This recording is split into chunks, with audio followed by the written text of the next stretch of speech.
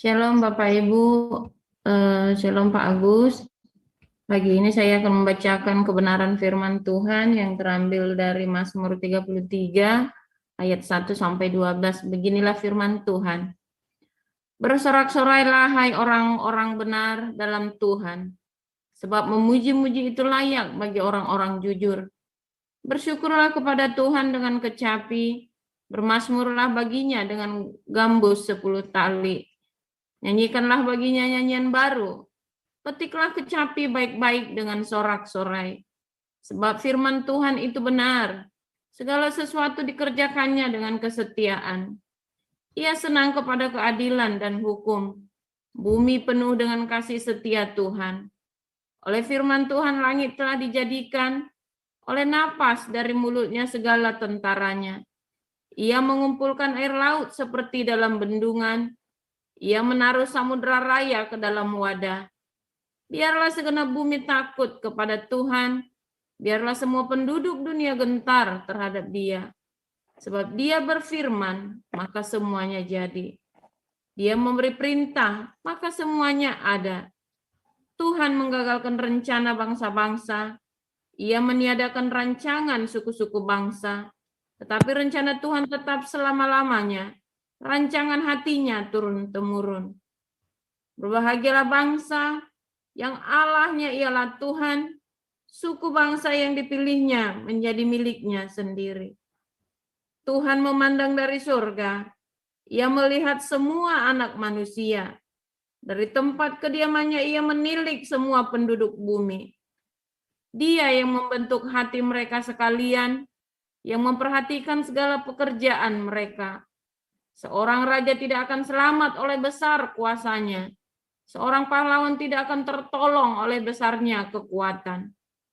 Kuda adalah harapan sia-sia untuk mencapai kemenangan. Yang sekalipun besar ketangkasannya tidak dapat memberi keluputan. Sesungguhnya mata Tuhan tertuju kepada mereka yang takut akan Dia, kepada mereka yang berharap akan kasih setianya, untuk melepaskan jiwa mereka daripada maut dan memelihara hidup mereka pada masa kelaparan. Jiwa kita menanti-nantikan Tuhan. Dialah penolong kita dan perisai kita. Ya, karena Dia hati kita bersukacita, sebab kepada namanya yang kudus kita percaya. Kasih setiamu ya Tuhan kiranya menyertai kami, seperti kami berharap kepadamu. Demikian firman Tuhan. Terima kasih. Silakan Ibu Cinta. Baik, terima kasih Pak Agus. Terima kasih Bu. Keluaran 15 ayat 1 sampai 21. Pada waktu itu, Musa bersama-sama dengan orang Israel menyanyikan nyanyian ini bagi Tuhan yang berbunyi, "Baiklah, aku menyanyi bagi Tuhan, sebab Ia tinggi luhur. Kuda dan penunggangnya dilemparkannya ke dalam laut. Tuhan itu kekuatanku dan mazmurku. Ia telah menjadi keselamatanku. Ia Allahku, kupuji Dia. Ia Allah Bapakku, kuluhurkan Dia. Tuhan itu pahlawan perang. Tuhan itu namanya." Kereta Firaun dan pasukannya dibuangnya ke laut. Para perwiranya yang pilihan dibenamkan ke dalam laut Teberau. Samudra raya menutupi mereka. Ke air yang dalam mereka tenggelam seperti batu. Tangan kananmu Tuhan mulia karena kekuasaanmu. Tangan kananmu Tuhan menghancurkan musuh. Dengan keluhuranmu yang besar, Engkau meruntuhkan siapa yang bangkit menentang Engkau. Engkau melepaskan api murkamu yang memakan mereka sebagai tunggul gandum. Karena nafas hidungmu segala air naik bertimbun-timbun. Segala aliran berdiri tegak seperti bendungan air bah membeku di tengah-tengah laut. Kata musuh, aku akan mengejar, akan mencapai mereka, akan membagi-bagi jarahan. Nafsuku akan kulampiaskan kepada mereka, akan kuhunus pedangku, tanganku akan melenyapkan mereka. Engkau meniup dengan taufanmu, laut pun menutupi mereka, sebagai timah mereka tenggelam dalam air yang hebat. Siapakah yang seperti Engkau di antara para Allah ya Tuhan? Siapakah seperti Engkau, mulia karena kekudusanmu, menakutkan karena perbuatanmu yang masyhur, Engkau pembuat keajaiban. Engkau mengulurkan tangan kananmu, bumi pun menelan mereka. Dengan kasih setiamu, engkau menuntun umat yang telah kau tebus. Dengan kekuatanmu, engkau membimbingnya ke tempat kediamanmu yang kudus. Bangsa-bangsa mendengarnya, mereka pun menggigil. Kegentaran menghinggapi penduduk tanah Filistin. Pada waktu itu, gemparlah para kepala kaum di Edom. Kedahsyatan menghinggapi orang-orang berkuasa di Moab. Semua penduduk tanah Kanaan gemetar. Ngeri dan takut menimpa mereka karena kebesaran tanganmu.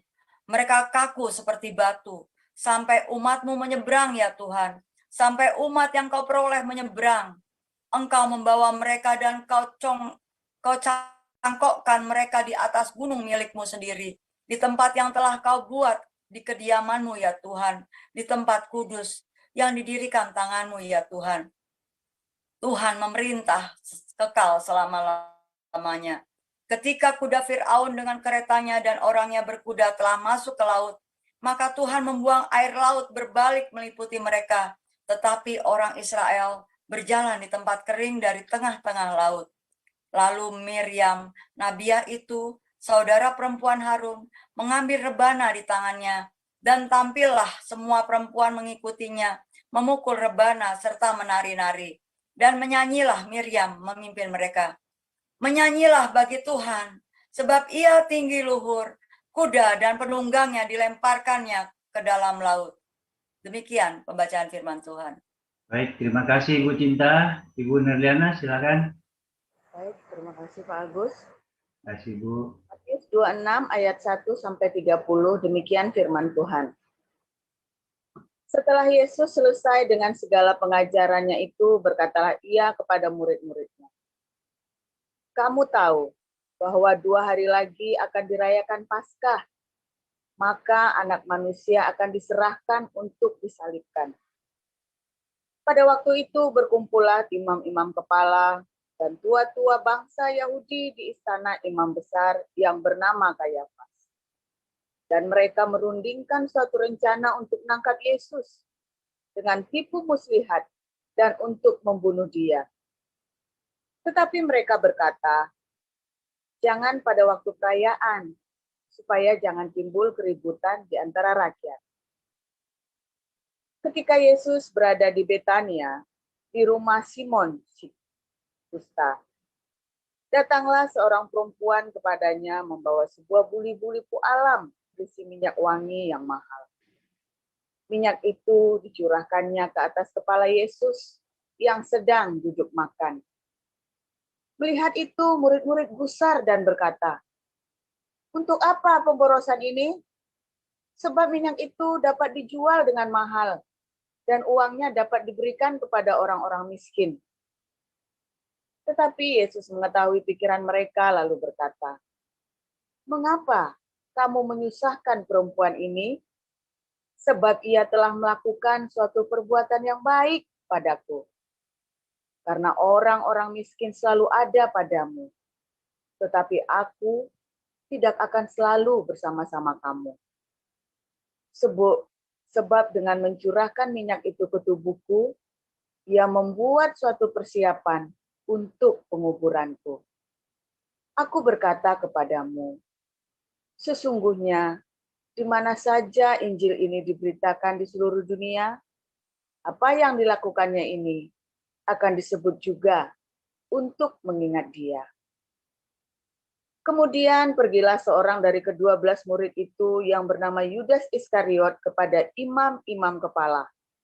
Ia berkata, apa yang hendak kamu berikan kepadaku supaya aku menyerahkan dia kepada kamu? Mereka membayar 30 uang perak kepadanya. Dan mulai saat itu, dia mencari kesempatan yang baik untuk menyerahkan Yesus. Pada hari pertama dari hari raya roti tidak beragi, datanglah murid-murid Yesus kepadanya dan berkata, di mana engkau kehendaki kami mempersiapkan perjamuan Paskah bagimu? Jawab Yesus, pergilah ke kota kepada si Anu dan katakan kepadanya, pesan guru, waktuku hampir tiba. Di dalam rumahmu lah aku mau merayakan Paskah bersama-sama dengan murid-muridku. Lalu murid-muridnya melakukan seperti yang ditugaskan Yesus kepada mereka dan mempersiapkan Paskah. Setelah hari malam, Yesus duduk makan bersama-sama dengan ke-12 murid itu. Dan ketika mereka sedang makan, ia berkata, "Aku berkata kepadamu, sesungguhnya seorang di antara kamu akan menyerahkan aku." Dan dengan hati yang sangat sedih berkatalah mereka seorang demi seorang kepadanya, "Bukan aku ya Tuhan?" Ia menjawab, "Dia yang bersama-sama dengan aku mencelupkan tangannya ke dalam pinggan ini, dialah yang akan menyerahkan aku. Anak manusia memang akan pergi sesuai dengan yang ada tertulis tentang dia. Akan tetapi, celakalah orang yang olehnya anak manusia itu diserahkan. Adalah lebih baik bagi orang itu sekiranya ia tidak dilahirkan." Yudas yang hendak menyerahkan dia itu menjawab, katanya, "Bukan aku ya Rabi," kata Yesus kepadanya. "Engkau telah mengatakannya." Dan ketika mereka sedang makan, Yesus mengambil roti, mengucap berkat, memecah-mecahkannya, lalu memberikannya kepada murid-muridnya dan berkata, "Ambillah, makanlah, inilah tubuhku." Sesudah itu ia mengambil cawan, mengucap syukur, lalu memberikannya kepada mereka dan berkata, "Minumlah kamu semua dari cawan ini. Sebab inilah darahku, darah perjanjian yang ditumpahkan bagi banyak orang untuk pengampunan dosa. Akan tetapi aku berkata kepadamu, mulai dari sekarang, aku tidak akan minum lagi hasil pokok anggur ini sampai pada hari aku meminumnya, yaitu yang baru, bersama-sama dengan kamu dalam kerajaan Bapa-Ku." Sesudah menyanyikan nyanyian pujian, pergilah Yesus dan murid-muridnya ke Bukit Zaitun. Demikian firman Tuhan. Terima kasih Ibu Sarma, Ibu Cinta, dan Ibu Nirliana atas pembacaan firman Tuhan. Bapak Ibu Saudara sekalian yang ada di Zoom maupun di YouTube, mari kita siapkan hati kita untuk mendengarkan firman Tuhan dari hambanya Pastor Paul. Dipersilakan Pastor. Iya, haleluya, luar biasa. Hari ini kita selalu mendapatkan yang baru ya setiap pagi. Kalau Anda tidak hidup dalam retorika, ya, saya mendapat kabar yang baik dan kabar yang sedih. Ya, kabar yang baik ketika Anda mendapat terobosan dalam hidupmu, bukan karena Anda tiba-tiba dapat duit 1 koper atau tiba-tiba dapat kesembuhan yang luar biasa, tetapi ketika Anda kuat teguh melewati masa-masa pencobaan itu. Sebetulnya itu yang Tuhan mau, ya. Beberapa hari ini kita belajar ya. Bukan Anda badannya tenang. Tuhan itu bukan tujuannya badannya tenang, saudara. Tapi Tuhan mau supaya Anda kuat di dalam badai. Nah, saudara tahu cerita badainya Tuhan Yesus itu menjadi tertawaan orang Yahudi, ya. Muridnya ketakutan di tengah badai itu ya. Terus Tuhan Yesus mengusir badai itu kan. Wah, lalu orang Kristen mengkhotbahkannya dengan gila, gegap gempita, betapa hebat Tuhan kita. Dia mengusir dan menenangkan semua badai. Wah, begitu kan. Tuhan di surga sedih, saudara. Ya ampun anakku, kamu tidak ngerti tujuannya badai ku berikan kepadamu. Supaya kamu kuat, supaya kamu teguh, supaya kamu di hari-hari kesusahan besar, kamu tegak berdiri.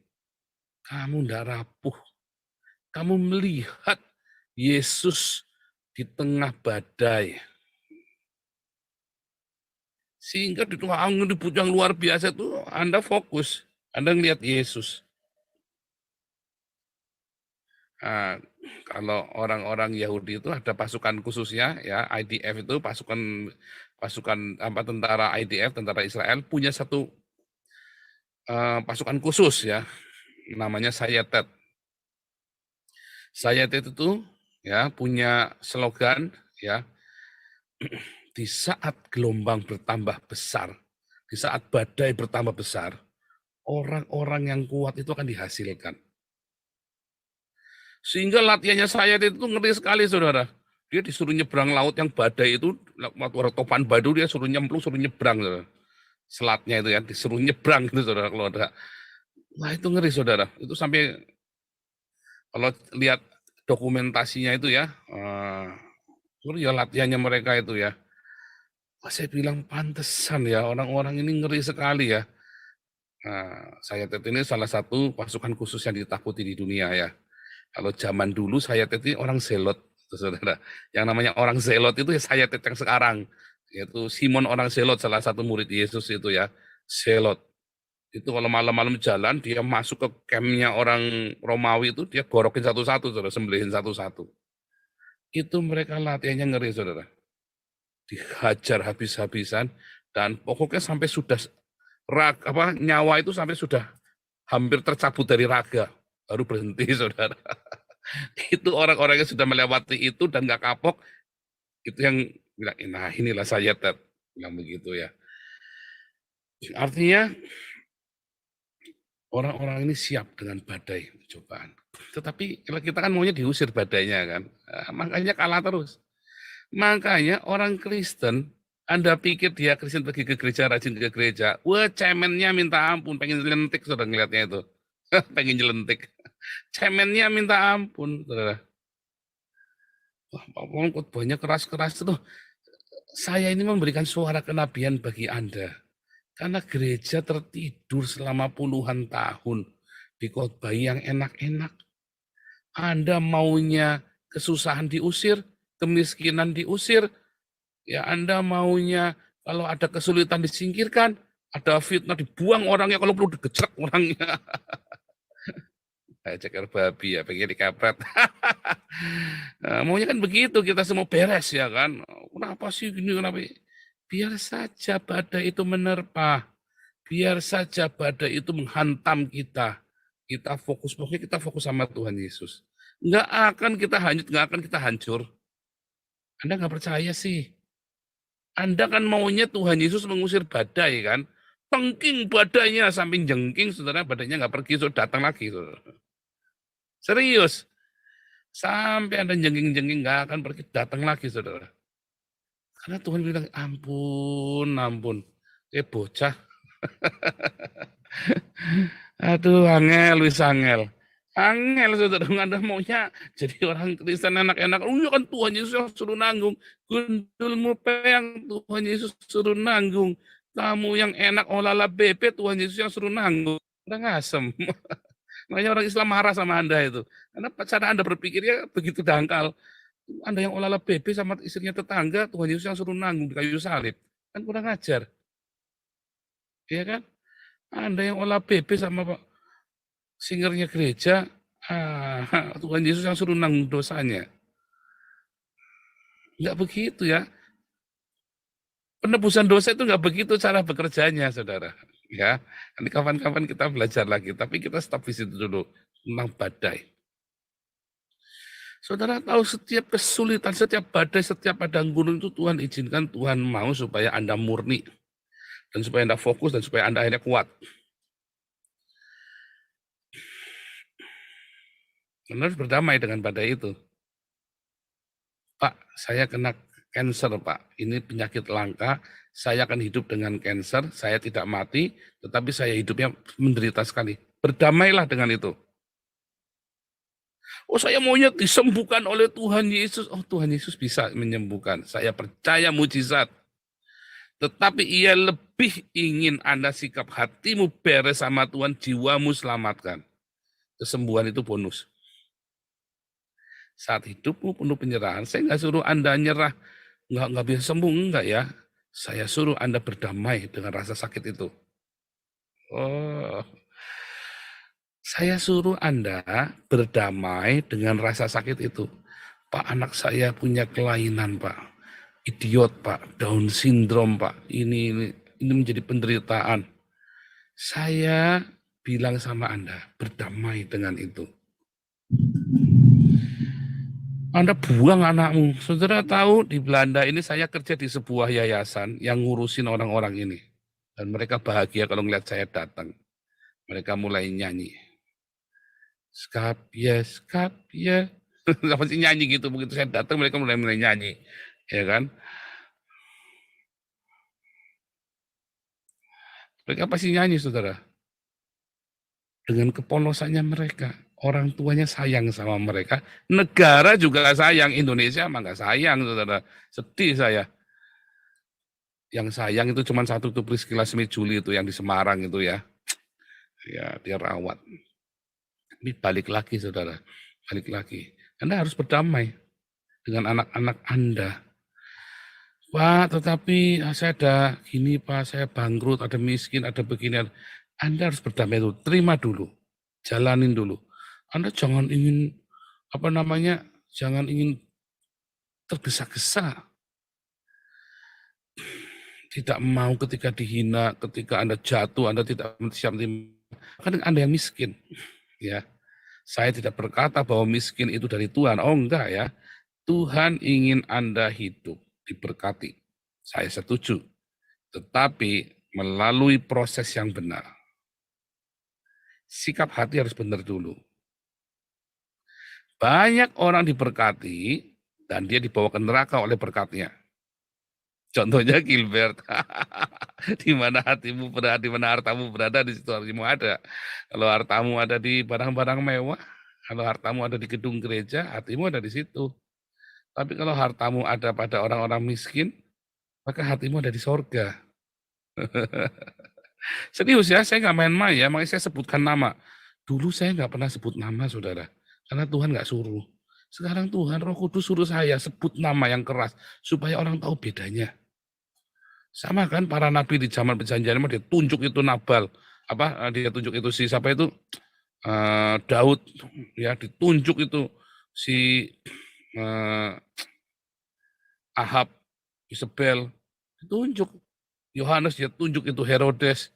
Ditunjuk, saudara. Sebut namanya. Ya, disebut supaya tahu. Wah, ada seseorang begini, nggak tahu, Anda nggak ngerti bedanya. Tapi biar Anda melihat dengan mata kepalamu sendiri bagaimana cara Tuhan bekerja. Nah, di tengah badai itu, saudara, Tuhan kasih lagu yang indah. Anda jangan berpikir badai itu nggak ada lagunya, saudara. Alam semesta itu mengeluarkan lagu, saudara. Dan orang Yahudi tahu. Orang Israel tahu dari zaman Kejadian 4. Mereka ciptakan alat musik yang namanya flute. Dan mereka suka menyanyi. Ya, alat musik tiup itu ya. Mulai ada ya Kejadian 4 itu. Anda lihat, mereka itu suka menyanyi. Tradisi menyanyi itu sudah ada di dalam Alkitab sejak Kejadian. Bahkan Musa menyanyi. Saudara tahu Miriam itu tadi nari rebana itu umur berapa? Umur 80 tahun, saudara. Maksudnya Musa umur 80 tahun, berarti Miriam lebih tua lagi. Kemungkinan umur 90 tahun. Karena waktu Musa itu dibuang, Miriam itu nguntit di belakangnya. Dan di dalam Targum dikatakan bahwa Miriam adalah salah satu bidan. Jadi biasanya bisa 15 tahun.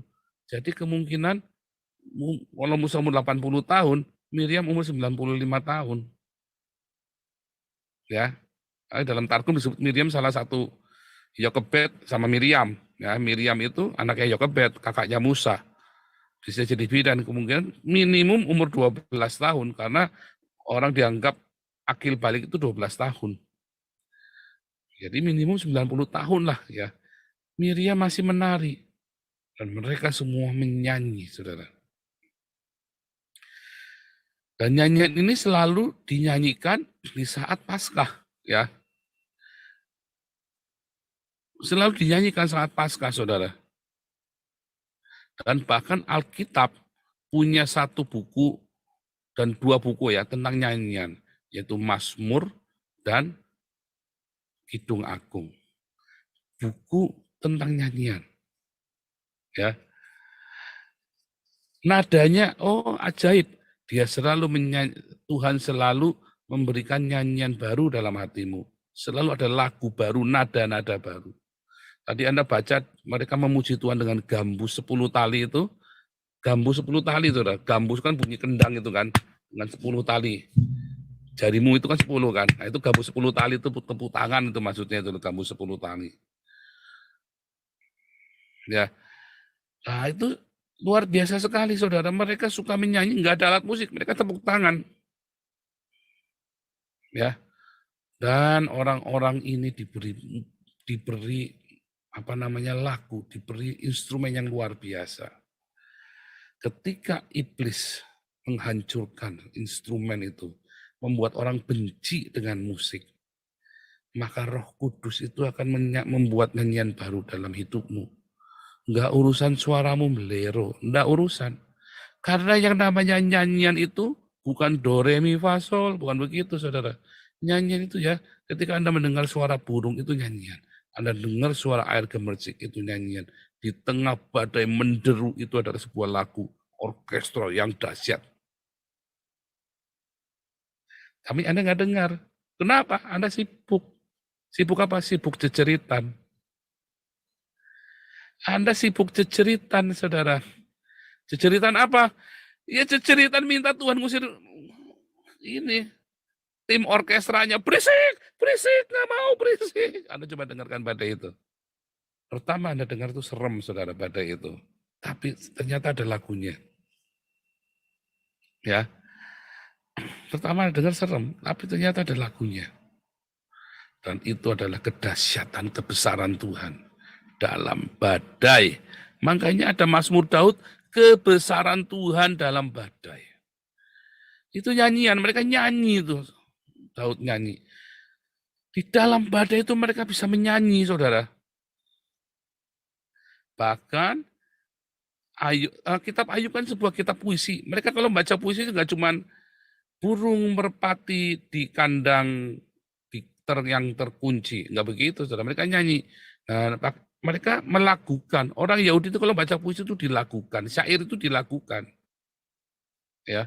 Nah, orang-orang Islam ikut-ikutan melakukan dengan suara yang belero, dengan suara yang menyayat hati.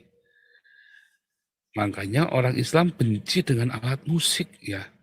Karena sama seperti iblis, dia hancurkan musik. Ya kan? Waktu Yosua turun sama Musa dari gunung itu, aku mendengar suara deru perang. Nah, Musa bilang, bukan, itu suara kendang, penyembahan berhala. Orang Islam tahunya cuma gendang, itu terbang aja, dung-dung-breng, cuma begitu aja, saudara. Mereka benci dengan gitar, mereka benci dengan keyboard, dengan piano, mereka benci dengan flute, mereka nggak boleh semua. Ya kan? Nah, iblis itu datang ke dunia itu satu menghancurkan musik. Bikin rusak, saudara, kayak heavy metal, sampai Anda nggak bisa dengar lagi, nggak bisa mencerna lagi. Kedua, Anda dibikin benci dengan musik. Tapi orang-orang yang penuh dengan rema, dia akan suka dengan musik. Dan sekali lagi, musik itu juga termasuk suara alam semesta ini. Itu juga musik. Tetapi orang-orang yang tidak punya rema, yang penuh dengan kebencian, dia akan penuhi alam semesta itu dengan suara lolongan 5 kali sehari. Karena hatinya penuh kebencian, saudara. Dia rusak itu suara di keningan pagi dengan jejeritan. Dengan toa murahan. Tetapi orang-orang yang penuh dengan cinta, dia akan isi keheningan pagi dengan musik yang indah. Nah, musik itu juga ada di dalam badai hidupmu. Musik itu juga ada di dalam pencobaan, di dalam sakitmu. Ya, makanya Anda yang lagi opnam di rumah sakit lama, oma, opa yang sudah nggak sadarkan diri, ya. Anak-anaknya kasih ya dikit musik yang indah di kupingnya, pakai earphone sedikit. Kasih tuntun saudara, kasih musik yang indah. Ya, dikontrol, hati-hati jangan sampai rusak. Antarkan dia pergi ke rumah Bapa dengan musik yang indah, dengan musik surgawi, dengan musik yang memuji nama Tuhan Yesus. Karena musik nyanyian dan musik itu adalah dari surga. Sebuah pesan, cara menghantarkan pesan. Anda ingat ketika Raja Israel datang sama Raja Yehuda datang ke Elia, ayo bernubuatlah. Lalu Elia bilang, panggil pemain kecapi. Musik itu sebuah penghantar. Ya, nah, makanya kami hidup dengan musik, saudara, setiap hari. Tiap hari selalu ada musik di rumah kami. Karena musik ada penghantar. Saya tidak berkata dengan musik Anda akan hidup berkemenangan. Oh tidak, musik akan membuat hidupmu lebih indah. Ya, musik akan membuat hidupmu lebih indah. Kalau Anda orang yang beringasan, setel musik yang tenang. Kalau Anda orang yang terlalu tenang, setel musik yang ngebeat, saudara, dibalik. Gitu. Ya, saya mau udah lagi kalah begitu ya. Saya mulai dengarkan musik yang tenang, saudara, saya diam. Ya, saya sampai diam, saya tenang, saya dengarkan pujian. Sampai jiwa saya terangkat, saudara. Nah, saya kalau lagi dalam masa-masa pencobaan di rumah itu dulu ya, saya larang di luar jangan dengarkan lagu-lagu yang bukan lagu Tuhan, yang bukan yang membawa spirit itu ya. Kenapa? Karena kadang-kadang kita tidak kontrol lagu-lagu itu membuat kita patah semangat. Ya, makanya saya filter. Kita pun penginjilan dengan musik, kita lagu-lagunya kita dari luar, bukan semua yang Anda kadang-kadang ya pemusik-pemusik rohani zaman sekarang bikin lagunya di WC, saudara. Saya jengkel banget ya. Sekalipun di WC nggak usah ngomong gitu loh. Tapi ada seorang penyanyi ya, seorang artis rohani. Wah gampang tuh bikinnya, saya di WC aja 5 menit jadi. Ngajar ya. Bukan dari hati yang memuji, tapi waktu di WC. Makanya saya tuh nggak suka nyanyi yang terlalu baru-baru, anak-anak muda yang baru-baru itu ya. Kadang-kadang isinya juga nggak ada, cuma diulang-ulang. Kejar setoran. Lagu-lagu yang lama buat saya lebih menguatkan hati. Karena mereka membuatnya juga menulisnya dengan tanggung jawab. Ya, kalau ada lagu-lagu evangelical itu kalau ada ceritanya ya, John Wesley dia lagi di kapal, dia nulis anaknya mati, keluarganya lagi kena badai, dia nulis. Ya. Hasil dari perenungan, nggak seperti lagu-lagu sekarang banyak yang kacau sekali, makanya saya nggak terlalu pakai lagu-lagu yang terlalu baru, kecuali saya filter dulu kata-katanya, saudara. Saya filter dulu. Nah, balik lagi, saudara. Musik bagi jiwamu, penting ya. Musik bagi jiwamu. Iya, musik secara harafiah, instrumen, tetapi juga musik dalam alam semesta ini. Makanya kalau ada saudara, berbahagialah yang saudara rumahnya masih dikelilingi oleh pepohonan dan masih ada banyak burung-burung. Kalau perlu saudara setiap pagi sediain kasih piring plastik atau piring seng itu ya, dikasih jagung atau beras atau padi itu ya, supaya burung-burung pada datang dan berkicau. Itu adalah musik dalam hidupmu, saudara. Dan ketika berkicau itu Anda jangan sibuk, Anda sambil tenang. Sambil tenang, ya sambil tenang. Ya bisa juga pakai tip juga bisa ya, zaman sekarang mah juga bisa. Cuman memang yang alami itu lebih enak ya, yang alami. Tetapi yang ketiga juga, musik di dalam badai hidupmu. Musik di dalam sakitmu, di dalam pencobaanmu, dengarkan itu musik. Dan Anda akan melihat kebesaran Tuhan di dalam badai. Dan Anda akan menyanyikan kebesaran Tuhan dalam badai. Ya, serius ya, karena jangan lewatkan. Karena ketika Anda tenang, Anda mulai menyanyi, ya, itu adalah berkat, saudara. Musik itu adalah sebuah pengantar pesan surgawi kepada Anda.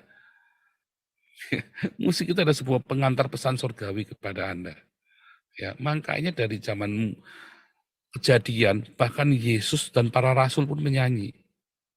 Ya, bahkan Yesus pun menyanyi, saudara. Gitu ya. Oke, haleluya.